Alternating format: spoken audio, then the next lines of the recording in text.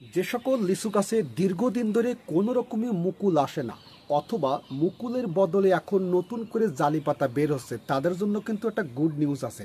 আজকের ভিডিওটি যদি সম্পূর্ণ দেখতে পারেন, যদি সামান্য একটু কৌশল খাটান, আল্লাহর অশেষ রহমতে আপনার গাছেও কিন্তু মুকুল আসবে। সেটা কিভাবে, চলুন ভিডিওর ভিতরের অংশ থেকে আমরা জেনে নিই যে কি পরিচর্যা করলে বিশেষ করে লিচু গাছে এই মুহূর্তে মুকুল চলে আসবে।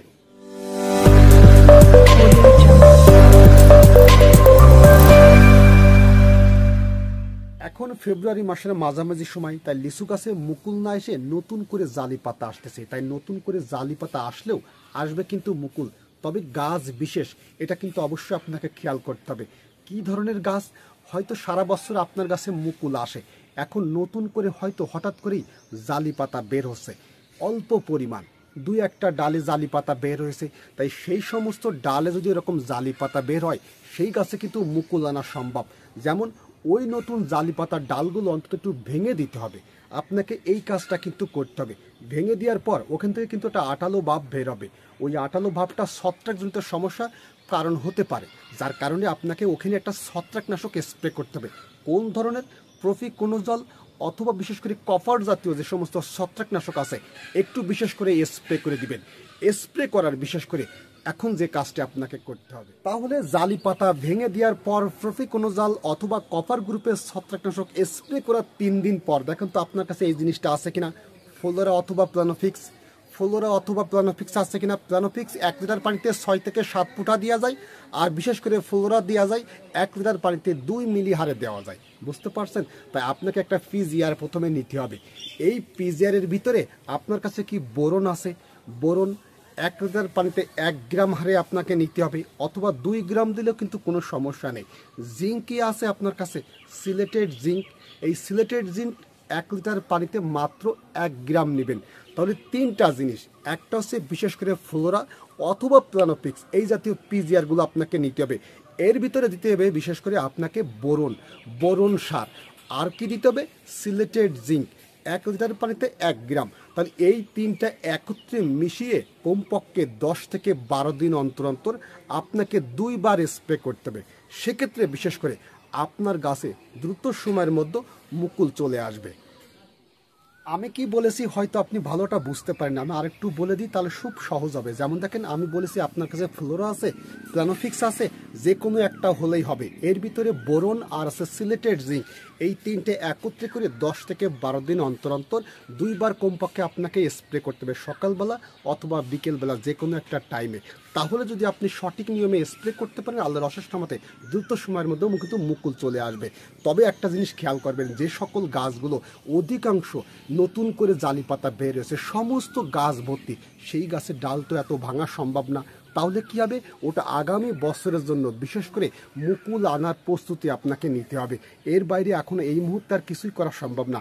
তবে যে সমস্ত গাছে অল্প মাত্রায় এখন 2-1টা জালি পাতা বের হয়েছে, সেই গাছটা যদি ডালটা ভেঙে দিয়ে এইগুলো যদি স্প্রে করতে পারেন, আল্লাহর অশেষ রহমতে মুকুল চলে আসবে। এই বিষয়টা আমি বোঝাতে চেয়েছি। তবে একটা জিনিস খেয়াল করবেন, ওই গাছে রোগ বা পোকামাকড়ের আক্রমণ আছে কিনা সেক্ষেত্রে অবশ্যই খেয়াল করবেন। যদি বিভিন্ন পোকার আক্রমণ থাকে, অবশ্যই সাইফারমেথ্রিন গ্রুপের যে কোনো একটা কীটনাশক 1 লিটার পানিতে 2 মিলি হারে বিশেষ করে 10 থেকে 15 দিন অন্তর অন্তর অবশ্যই একটু স্প্রে করবেন। সেক্ষেত্রে মুকুলটা যখন বের হবে, মুকুলটা সুরক্ষিত থাকবে, পোকায় আপনার নষ্ট করবে না। এই বিষয়টা খেয়াল করবেন। এবার আসেন আরেকটা বিষয়, সেটা হচ্ছে যাদের দীর্ঘদিন ধরে বিশেষ করে কোনো রকমই লিচু গাছে ফুল আসে না, বিশেষ করে মুকুল আসে না, তাদের জন্য এবার কথা বলবো। যে সমস্ত লিচু গাছ দীর্ঘদিন রোপণের পর থেকে 4-5 বছর 7 বছর হয়ে গেছে, কোনো রকমই ফুলও আসে না, বিশেষ করে মুকুলও আসে না, তাদের জন্য কি করণীয়? একটা জিনিস মনে রাখবেন, লিচু গাছে বছরে কিন্তু 3 বার খাবার দিতে হয়, 3 বার কিন্তু খাবার দিতে হয়। তাই পুষ্টি সমৃদ্ধ খাবার যদি বিশেষ করে গাছের গোড়ায় মারতে দেওয়া হয়, সেই গাছে কিন্তু ভালোটা ফুল ফল আসে। কিন্তু আমরা কি করি? সঠিক সময় সঠিক খাবারটা দিতে পারি না। কোন সময় খাবারটা দিই? যখন গাছে মুকুল আসার সময় হয়, ওই সময়টা কিন্তু খাবার দিই। আসলে ওই সময় খাবার দিয়ে কাজ হয় না। তাই বছরে 3টে সময় খাবার দিতে হয়। কোন কোন সময়? লিচু যখন বিশেষ করে শেষ হয়ে যায়, সাথে সাথে গাছের গোড়া পরিষ্কার করতে হয়, এবং বিশেষ করে সেই গাছের গোড়ায় খাবার দিতে হয়, সেচ দিতে হয়। মরা ডালপালা থাকলে সেগুলো পরিষ্কার করতে হয় এবং ডাল ছাঁটাই করতে হয়। আর রোগ বা পোকামাকড়ের সমস্যা আছে কিনা সেক্ষেত্রে কীটনাশক প্রয়োগ করতে হয়, এই কাজটা কিন্তু অবশ্যই করতে হয়। আর দ্বিতীয় বিটা কোন সময় করতে হয় পরিচর্যা? সাধারণত লিচু গাছে ফুল আসার 2 থেকে 3 মাস আগে, 2 থেকে 3 মাস আগে লিচু গাছের গোড়ার মাটিতে সেচ দিতে হয়, খাবার দিতে হয়। দেওয়ার পর রোগ বা পোকামাকড় আসছে কিনা সেদিকে খেয়াল করতে হয়। এরপর লিচু গাছের টোটাল বিশেষ করে পানি এবং সার দেওয়া বন্ধ করে দিতে হয় কমপক্ষে 2 মাস আগে। এই যে এখন ফেব্রুয়ারি মাস, মাঝামাঝি সময়, ফেব্রুয়ারি মাসে কিন্তু লিচু গাছে ফুল আসে, কিন্তু আমরা কি করি এই ফেব্রুয়ারি মাসে অনেকেই খাবার দিয়ে স্প্রে করি, নানানটা করি, যার কারণে এই ধরনের সমস্যা আসে, ভালো একটা ফুল ফল আসে না। আর দ্বিতীয়ত কোন সময় খাবার দিতে হয়? একটা ছোট্ট ছোট্ট মটর দানা যখন হয় এই সময়টা কিন্তু খাবার দিতে হয়, কিন্তু এই ভুলগুলো আমরা পর্যায়ক্রমে করে যাই। তাই এই 3টে বিষয় যদি আপনি খেয়াল রেখে পরিচর্যা করতে পারেন, আল্লাহর অশেষ রহমতে আপনার গাছে কিন্তু মুকুল চলে আসবে।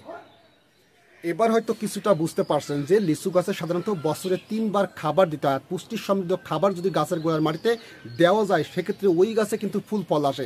নয়তো সারা বছর পরিচর্যা করলেন না, হয়তো ফুল আসার 1 মাস আগে একটু পরিচর্যা করলেন, সেই গাছে কিন্তু ফলন পাওয়া সম্ভব না। এই বিষয়টা কিন্তু অবশ্যই খেয়াল করবেন। তাই আমি কোন কোন সময় খাবার দিতে বলেছি? লিচু ফল শেষ হয়ে যাওয়ার পরপরই খাবার দিয়ে দেবেন, সেচ দিয়ে দেবেন, পোকামাকড় দমন করবেন।